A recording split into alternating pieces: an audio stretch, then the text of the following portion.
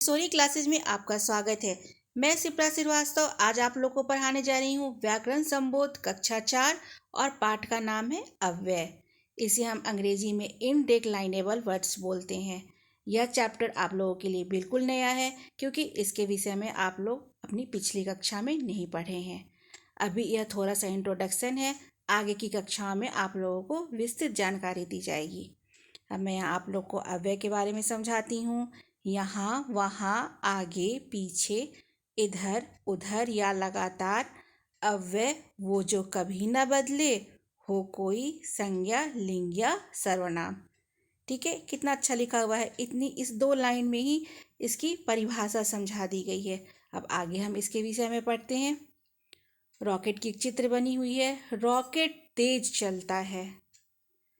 पेड़ के ऊपर चिड़िया बैठी है। अगले उदाहरण में राधा और रूना पढ़ रही हैं। वाह, कितना सुंदर फूल है।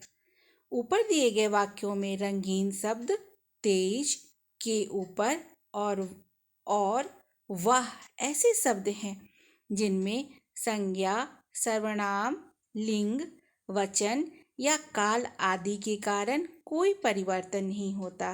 कोई परिवर्तन नहीं हो रहा है ना। यह सदैव एक से ही रहते हैं और इन्हीं शब्दों को हम क्या कहते हैं? अव्यय कहते हैं या अविकारी कहते हैं। जैसे सीमा धीरे धीरे बोलती है। सीमा कैसे बोलती है? तो धीरे धीरे बोलती है। वे धीरे धीरे बोलते हैं। वे कैसे बोलते हैं? तो धीरे धीरे बोलते हैं। हम धीरे धीरे बोलेंगे। इन वाक्यों में हम क्या देखते हैं कि संज्ञा, सर्वनाम, लिंग, वचन या काल के बदलने पे अव्यय धीरे धीरे में कोई परिवर्तन नहीं हुआ है। कोई भी परिवर्तन नहीं हुआ है ना। सीमा धीरे धीरे बोलती है, वही धीरे धीरे है। वे धीरे धीरे बोलते हैं, उसमें भी यही है। यहाँ सर्वनाम है वे। हम धीरे धीरे बोलेंगे। ये क्या है? यह काल है। भविष्यत काल का यहाँ पर उदाहरण दिया गया है। तो लेकिन धीरे धीरे शब्द में कोई परिवर्तन नहीं हुआ है। तो हम इसकी परिभाषा इस तरह से कह सकते हैं कि वे शब्द जिनमें संज्ञा, सर्वनाम, लिंग, वचन, काल आदि के कारण कोई परिवर्तन नहीं होता, उन्हें हम क्या कहते हैं? उन्हें हम अव्यय या अविकारी शब्द कहते हैं। इतनी बात आप लोग को समझ में आई। अब मैं आगे बढ़ूं। मैं आप लोग को आगे पढ़ाती हूँ कि अव्यय के कितने प्रकार होते हैं। अव्यय के मुख्य रूप से 4 प्रकार होते हैं। कितने प्रकार होते हैं? 4 प्रकार होते हैं। पहला है क्रिया विशेषण अव्यय। ठीक है, इसकी परिभाषा हम जानते हैं। ये किसी क्रिया की विशेषता बताते हैं, अर्थात जो क्रिया की विशेषता बताते हैं वे क्रिया विशेषण अव्यय कहलाते हैं। जैसे जोर से हंसना में क्या है? जोर से अव्यय है और हंसना क्या है? क्रिया है।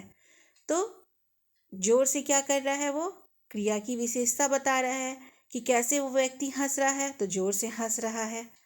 कुछ क्रिया विशेषण अव्यय यहाँ, वहाँ, ऊपर, नीचे, कल इत्यादि भी होते हैं। ये आप लोगों को समझ में आई। आगे मैं बढ़ूँ। आगे अब हम पढ़ते हैं संबंध बोधक अव्यय। ठीक है, ये संज्ञा या सर्वनाम के संबंध वाक्य में अन्य शब्दों से बताते हैं। क्या बताते हैं? ये कि ये संज्ञा सर्वनाम का संबंध वाक्य में अन्य शब्दों से बताते हैं। जैसे बिल्ली चूहे के निकट है, ये एक उदाहरण है। अब इसमें क्या है कि के निकट, ये क्या हो रहा है? बिल्ली और चूहे के बीच का संबंध बता रहा है कि बिल्ली चूहे के कहाँ है? तो निकट है। कुछ संबंध बोधक अव्यय के ऊपर, के नीचे, के पहले, के अतिरिक्त, के साथ आदि भी होते हैं। तो पहला हमारा हो गया क्रिया विशेषण अव्यय और दूसरा हो गया संबंध बोधक अव्यय। अब तीसरा हमारा हो गया समुच्चय बोधक अव्यय। ये क्या कहलाता है? ये 2 शब्दों, वाक्यों या वाक्यांशों को जोड़ने का काम करता है।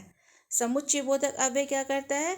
ये 2 शब्द, 2 वाक्य या वाक्यांशों को जोड़ने का काम करता है। जैसे राम और सीता वन को गए, यहाँ और क्या हो गया, समुच्चय बोधक अव्यय हो गया। ये जोड़ रहा है ना दोनों शब्दों को, राम को और सीता को, तो यह समुच्चय बोधक अव्यय हुआ।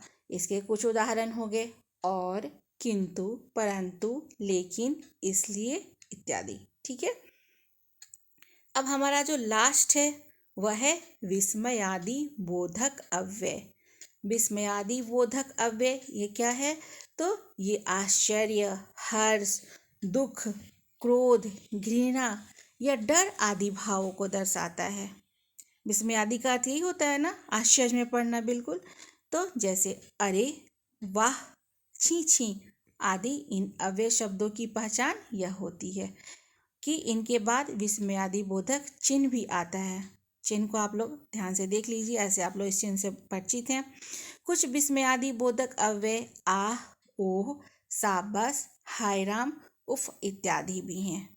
अब यह भी जानो में हमने जाना कि विशेषण संज्ञा सर्वनाम की विशेषता बताते हैं और क्रिया विशेषण किसकी विशेषता बताते हैं, तो क्रिया विशेषण क्रिया की विशेषता बताते हैं। इसको समझे आप लोग कि विशेषण संज्ञा सर्वनाम की विशेषता बताते हैं और क्रिया विशेषण क्रिया की विशेषता बताते हैं। अब हमने इस पाठ में क्या जाना, हमने इस पाठ में जाना कि जिन शब्दों में संज्ञा, सर्वनाम, लिंग, वचन और काल आदि के कारण कोई परिवर्तन नहीं होता उन्हें हम क्या कहते हैं, अव्यय कहते हैं। जैसे यहाँ, के, नीचे, और, वाह आदि। ठीक है।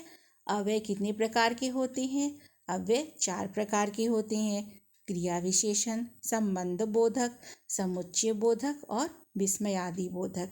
आप लोग को मेरी ये वीडियो अच्छी लगी, आप लोग को पसंद आया मेरे साथ पढ़ना। धन्यवाद बच्चों।